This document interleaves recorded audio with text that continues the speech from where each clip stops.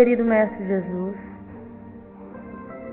iniciamos esta prece pedindo paz, proteção e orientação. Que os mentores espirituais presentes neste momento nos auxiliem com vibrações de amor e que possamos receber o que precisamos para nosso corpo físico e nosso espírito. Envolva em boas energias o palestrante desta noite, que assim seja. Boa noite, meus amigos, boa noite, meus irmãos. Que a paz do Mestre amado Jesus se faça presente no coração de todos aqueles que estão aqui presentes, quer sejam encarnados ou desencarnados.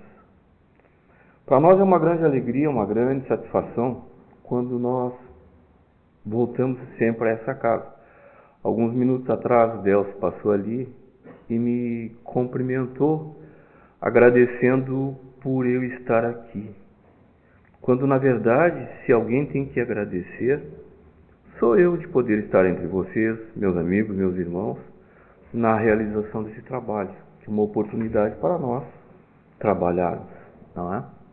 Então, para nós é uma alegria de estarmos aqui, e o assunto que nós vamos tratar hoje, o tema que nós vamos trabalhar hoje, há muitas moradas na casa do Pai.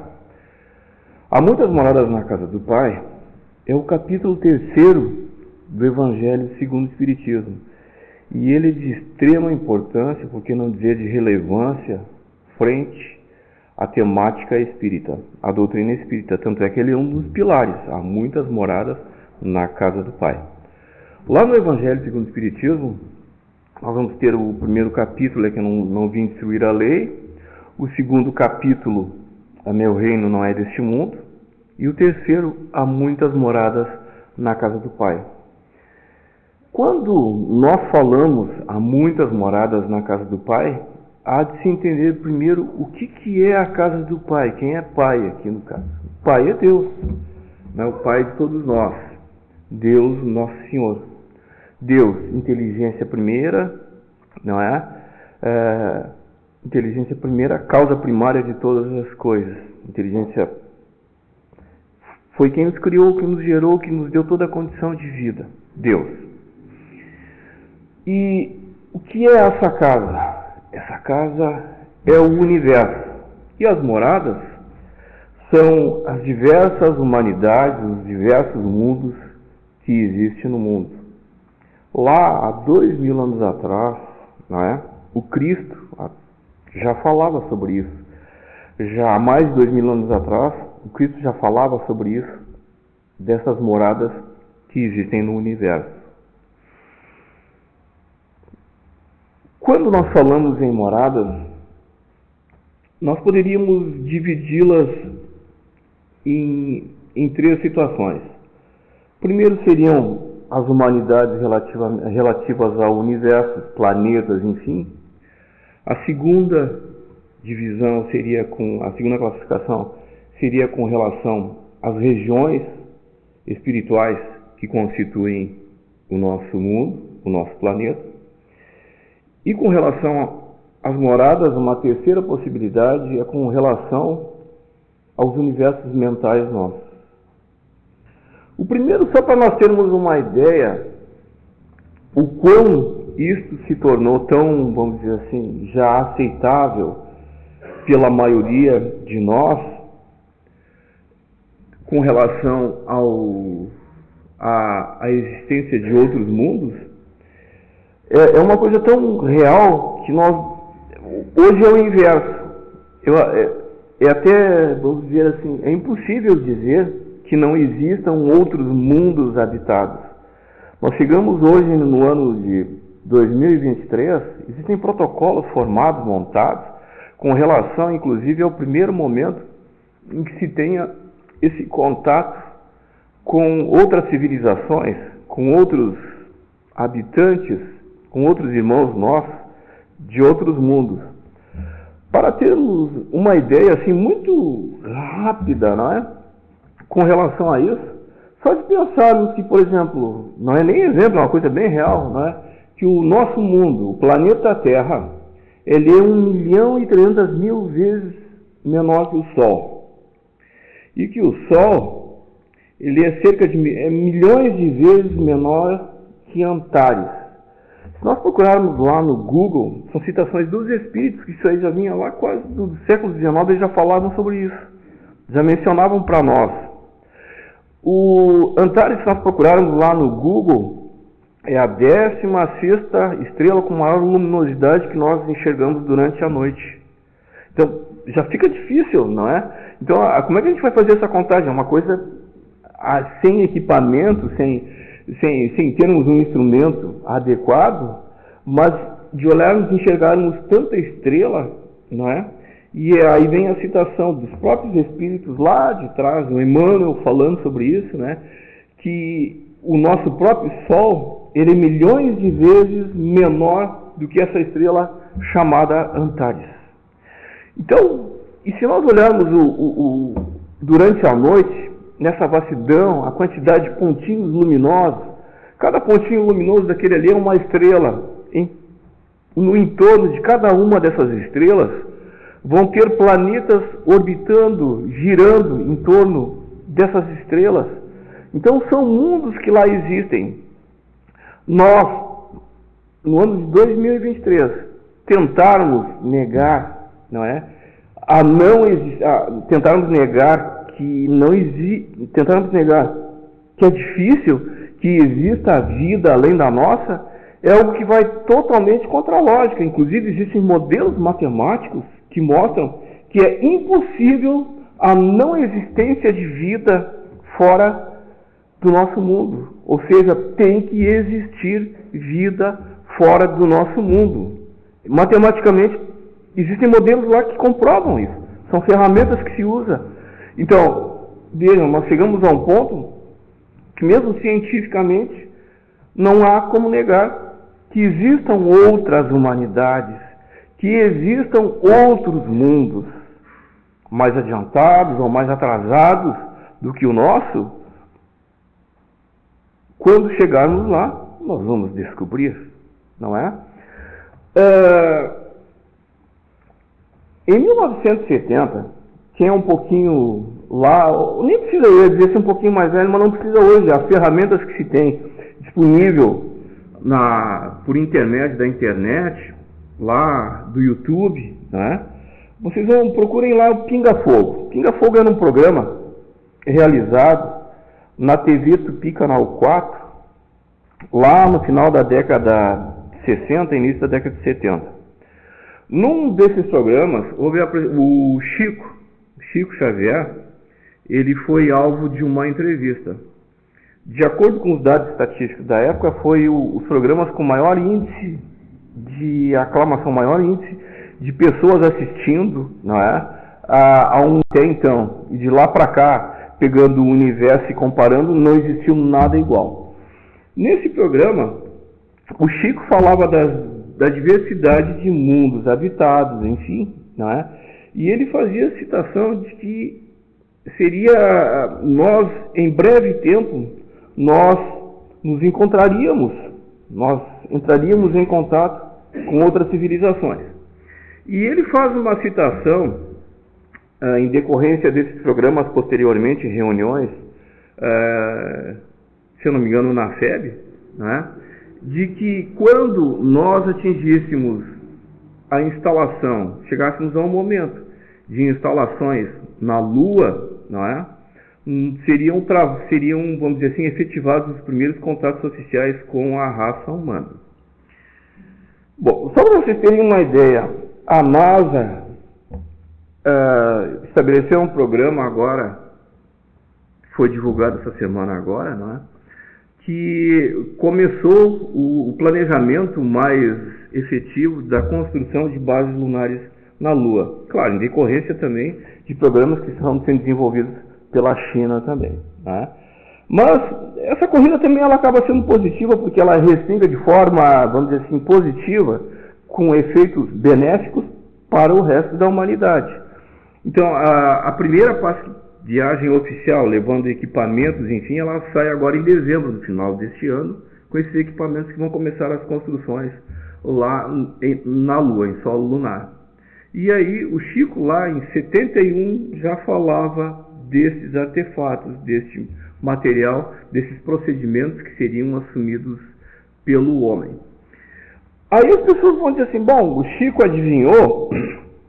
Gente, na verdade, o processo de adivinhação é algo que ele escapa totalmente assim daquilo que é desenvolvido dentro do Espiritismo e pelos próprios espíritos. Adivinhação é chute, e chute não existe, desculpe, é fora. O Espiritismo, ele é uma doutrina de tríplice aspecto. Ele é ciência, filosofia e religião. Então, chute de maneira alguma. Aquelas previsões, supostas previsões que o Chico fazia lá atrás, na verdade não eram previsões, eram informações que chegavam do plano espiritual para o senhor Francisco Cândido Xavier. Não é que todos nós sabemos quem é. O que eles se valiam? Eles se valiam simplesmente do próprio andamento do desenvolvimento da raça humana. Situações que nós estávamos experimentando, que outras humanidades já tinham vivido. É como 1 e 1 mais 2, 2 mais 2 é 4. É uma consequência direta do nosso crescimento. Tal qual quando uma criança, quando começa a experimentar a sua caminhada, tem os efeitos disso. As resultantes disso. Ela ergue-se, levanta, caminha, olha e o horizonte dela se amplia. A capacidade de busca, isso é inerente a todos nós.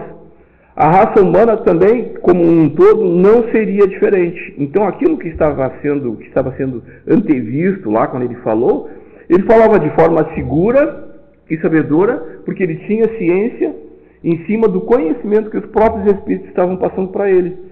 O Emmanuel o acompanhava diretamente. Só para termos uma ideia, não é? Esses acompanhamentos se fizeram com o Emmanuel e o Chico, né? O Emmanuel dando essa assessoria direta a esse espírito, durante quase toda a vida do Chico, tendo ele acompanhado quase até o final da década de 90, quando então ele avisou o Chico, quando ele parasse, ele estaria prestes a voltar, a reencarnar de novo. Dizem que ele reencarnou e em São Paulo, que em breve tempo ele irá se manifestar, até com algumas consequências dentro da política do nosso próprio país. Não é? Até aí é esperar para ver o que vai acontecer. Mas então, houve todo um preparo, não é? Por parte do plano espiritual, com relação às informações que foram nos passando, enfim. E a humanidade, cedo ou tarde, ela vai se encontrar. Para que isso aconteça, nós deveremos nos fazermos merecedores. Então, a certeza de que existem outras humanidades, ponto pacífico. É definitivo isso, nós não temos como negar. Aliás, claro, quem quiser negar, que negue, mas a veracidade dela não temos como fugir. A segunda seria com a realidade, não é? Há muitas moradas na casa do Pai, eu tenho que me cuidar, eu estou olhando o relógio ali, eu estou falando e eu tenho que cuidar do relógio lá, senão eu vou ser gongado, não é? Então, seria com relação às regiões que existem no nosso planeta.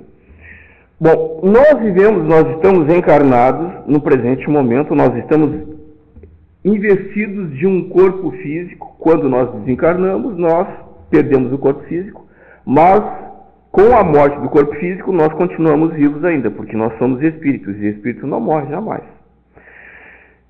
O que acontece? Para onde nós vamos?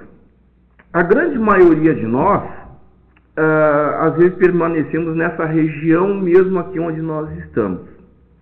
Existem inúmeras regiões que circundam o nosso planeta, certo? Essas regiões, elas são constituídas por espíritos com níveis diferentes de crescimento, de entendimento. O nível moral é que determina a região para onde nós vamos nos deslocarmos após o nosso desencarne. Isso é o fruto, vamos dizer, é a resultante direta do crescimento nosso, de como pessoas nós somos.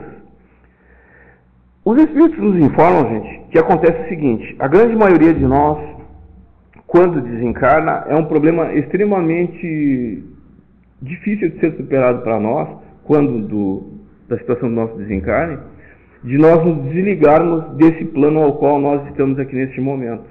Isso cria muitas vezes sofrimento, demora no atendimento por parte deles com relação a nós, no sentido de que nós somos respeitados com relação à nossa liberdade.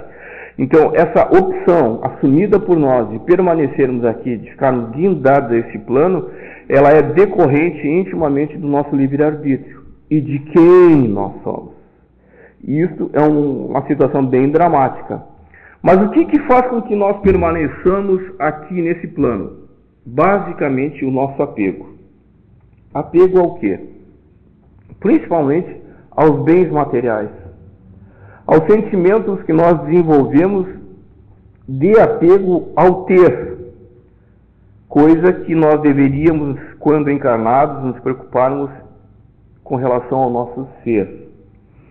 Isso faz com que, quando nós desencarnamos, nós tenhamos hábitos, vícios que nos dificultam o nosso desenlace, de tal ordem que a grande maioria de nós, pouco ou quase nunca se apercebe que já inclusive desencarnou.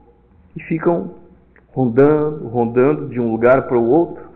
Muitas vezes, isso é uma coisa que várias vezes nós tivemos a oportunidade de experienciar e de ver, lá nas mesas mediúnicas, em comunicações, os espíritos manifestando, às vezes irritados, não é? Porque chegavam em casa, falavam com fulano, ciclano ou beltrano, e esses não lhes respondiam. É como que não os percebessem. De fato, não estavam percebendo a eles. Exceto aquelas pessoas com a sensibilidade maior, né, que às vezes, em função até da sua própria mediunidade, sem sabedor de que eram dotadas dela, através dessa sensibilidade, percebiam, por raros momentos ou minutos, enfim, em tempos extremamente curtos, a presença de tal pessoa, de tal ente querido.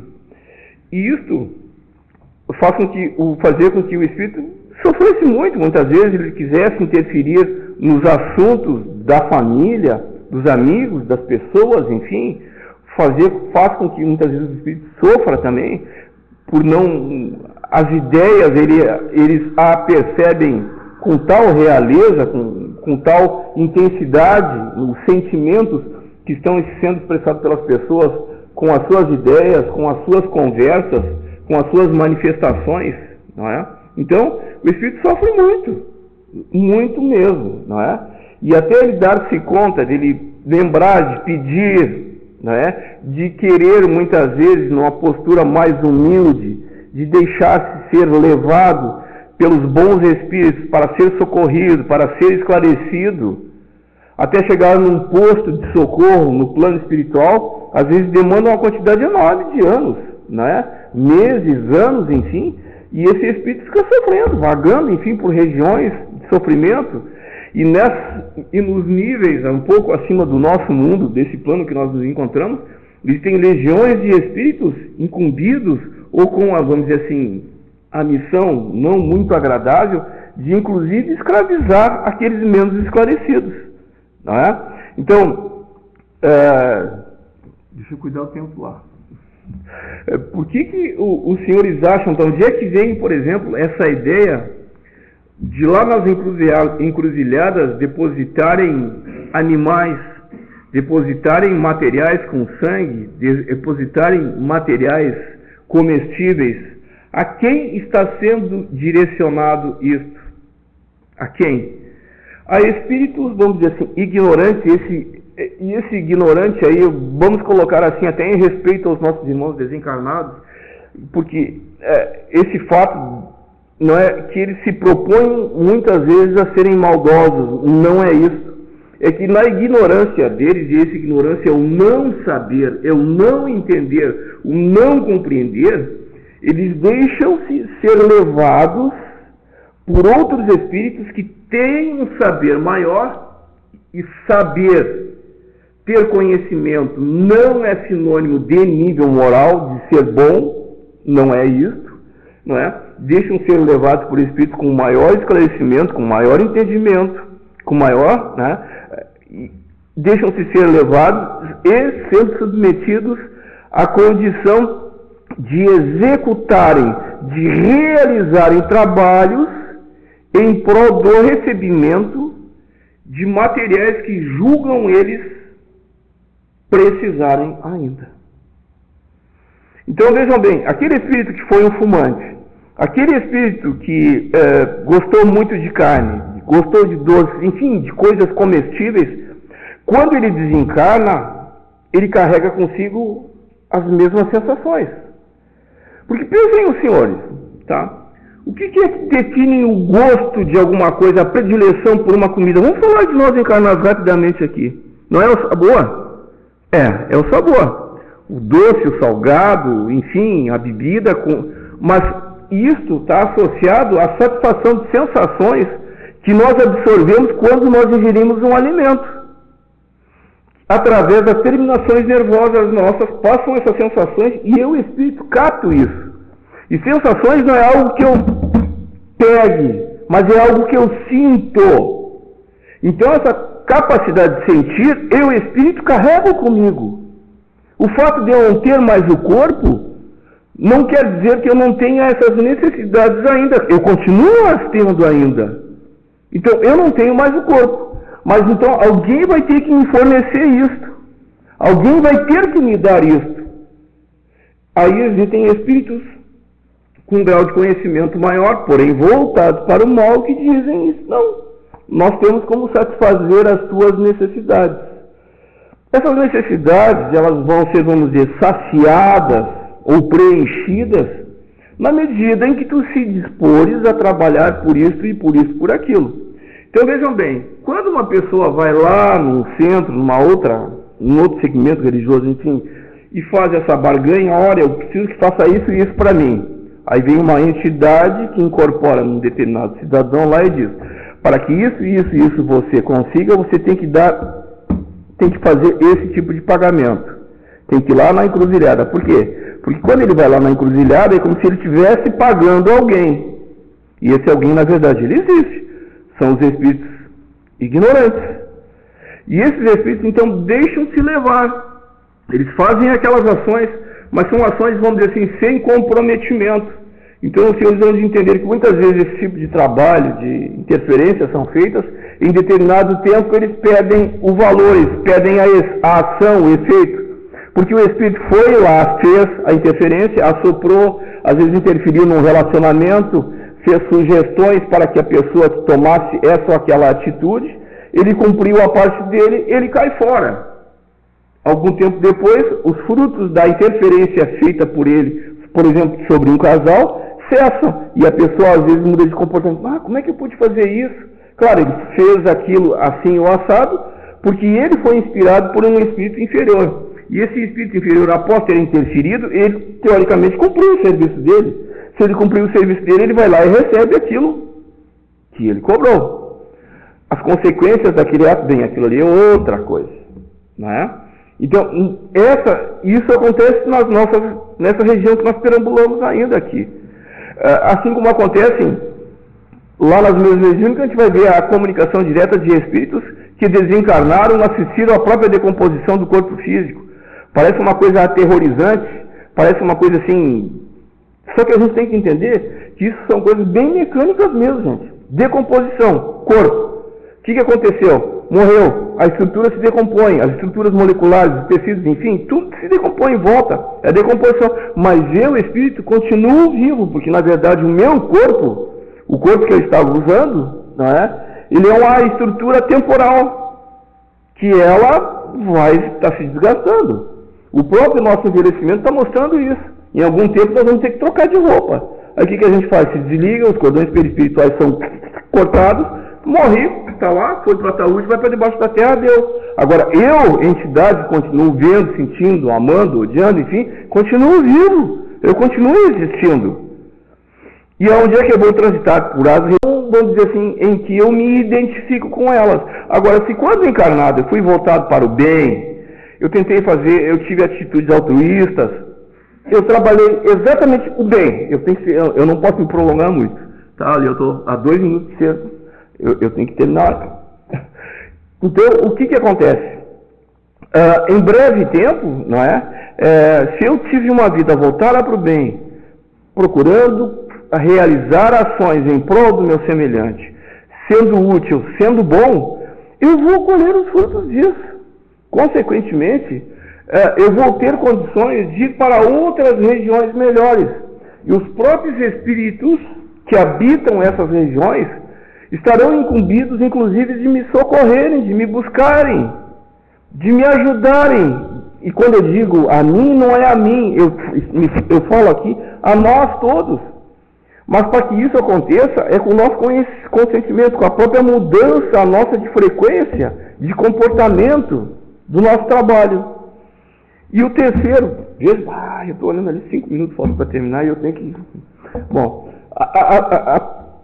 as terceiras moradas que os Espíritos nos relatam é com relação à nossa mente.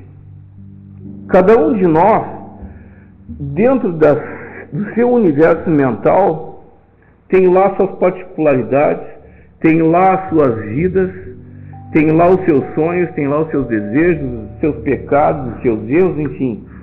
Isso é uma coisa muito particular e individual nossa, que nós carregamos com nós. Quando nós desencarnamos, nós vamos para a espiritualidade e esse universo mental nós levamos junto conosco. Nele estará associado, não é, os nossos erros e os nossos acertos. O que de bom nós fizemos ou nós deixamos de fazer. E para que nós transitamos por uma condição melhor, isso está intimamente amarrado, atrelado a quem nós somos, qual é o nosso propósito de quando nós estamos aqui encarnados. Esse é o maior momento e esse é o melhor momento que nós estamos vivendo. Então nós temos obrigação nossa. Gente, já passou aquele tempo, o que não deu para fazer nessa encarnação, eu vou deixar para outra encarnação. A pergunta é, aonde será a próxima encarnação? Se há muitas moradas na casa do Pai, quem é que me diz que de repente eu não... Quem é que me diz que eu vou ter condições de numa próxima encarnação eu reencarnar nesse mundo aqui e não terei que ser transladado para um outro mundo em condição semelhante à minha? Quem é que diz que essa humanidade não vai melhorar, que esse mundo não vai melhorar? Vai sim. É uma programação do nosso planeta. Nós estamos saltando de um nível, de um mundo de expiações e provas para um mundo de regeneração. O nosso planeta vai melhorar. E os próprios Espíritos dizem, a quantidade de pessoas que vivem no nosso mundo, inclusive de Espíritos, vai se reduzir. Por quê? Porque existe uma quantidade gigantesca de irmãos, e quem queira Deus que nós façamos parte disso, que não temos mais condições de fazermos parte dessa população do planeta Terra, em função da negativa constante de incessantes encarnações sucessivas, de negarem-se à reformulação de sentimentos, de postura, de mudarmos. E eles nos respeitam. Se nós não queremos mudar, então nós não mudamos. Mas aí nós vamos nos mudarmos para outro lugar. Porque não é justo nós impormos, muitas vezes, a nossa personalidade, o nosso eu tão pesado a outros, se nós já não temos mais condições de estarmos aqui. Tá? Meus queridos amigos, meus prezados irmãos, fica o convite amigo e fraterno. Vamos pegar o Evangelho segundo o Espiritismo, no capítulo 3.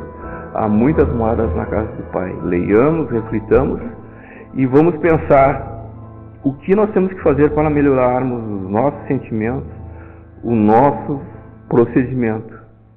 Independente de como as pessoas são e quem elas são, o importante é que nós temos que trabalhar em nós, cada um fazendo a sua parte. Vamos acreditar. O mundo será melhor e nós vamos viver num mundo melhor. Teremos, vamos dizer assim, por consequência, por resultado, vivemos nesse mundo melhor. Que a paz do Mestre amado Jesus esteja hoje e sempre de nós, e que assim seja.